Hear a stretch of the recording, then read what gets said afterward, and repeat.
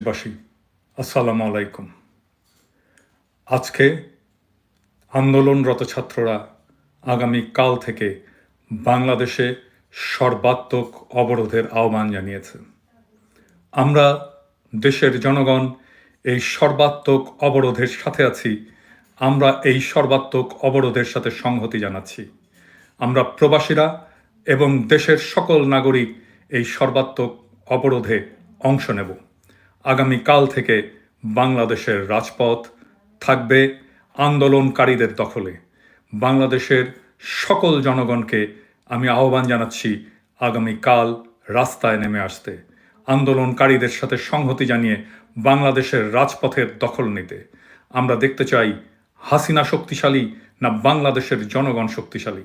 আমরা দেখতে চাই হাসিনার পুলিশ শক্তিশালী না বাংলাদেশের জনগণের সম্মিলিত শক্তিশালী। আমরা দেখতে চাই বাংলাদেশের মালিক আসলে কারা। বাংলাদেশের মালিক হিসাবে বাংলাদেশের জনগণ আগামীকাল রাজপথের দখল নেবে, বাংলাদেশের দখল নেবে। আমি পুলিশ, বিজেপি, আর্মি, র্যাব সবাইকে সাবধান করে দিয়ে বলতে চাই, আপনারা ব্যারাকে থাকেন, ব্যারাক থেকে বের হবেন না।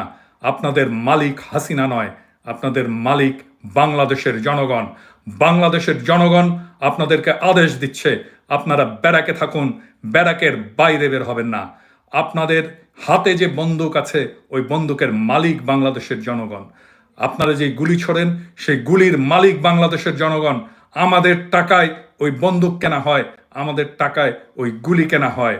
আপনারা ব্যারাক থেকে বের হবেন না, এর পরিণতি ভালো হবে না। আপনাদেরকে আগেই সাবধান করে দিচ্ছি, আপনাদের কমান্ডারদেরকে সাবধান করে দিচ্ছি, আপনাদের ঊর্ধ্বতন অফিসারদেরকে সাবধান করে দিচ্ছি।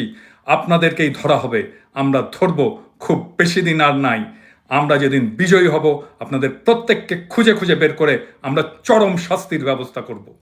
আগামীকাল বাংলাদেশের সকল শ্রমিক, কৃষক, জনগণ, মধ্যবিত্ত, ছাত্র, শিক্ষক, কর্মচারী সবাই রাস্তায় নেমে আসবেন, আন্দোলনরত ছাত্রদের সাথে থাকবেন এবং তাদেরকে সাহস যোগাবেন এবং রাজপথের দখল নেবেন। আমরা এর পরবর্তী কর্মসূচি ছাত্ররা যেভাবে করতে বলবে আমরা সেটারই অনুগামী হব, আমরা সেভাবেই সেটাকে অনুসরণ করব।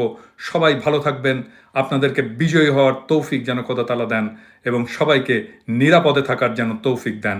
ভালো থাকবেন, দেখা হবে বিজয়ে।